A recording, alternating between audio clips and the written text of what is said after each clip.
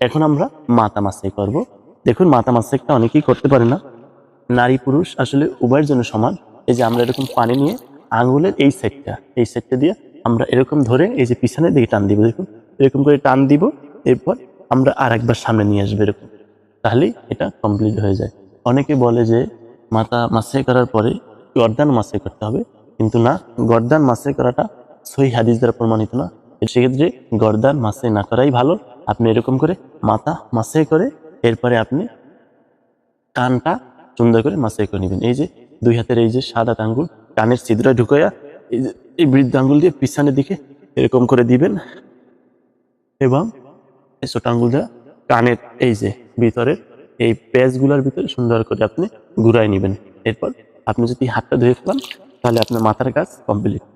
YouTube থেকে দেখে থাকলে সাবস্ক্রাইব করুন, ফেসবুক থেকে দেখে থাকলে ফলো করুন।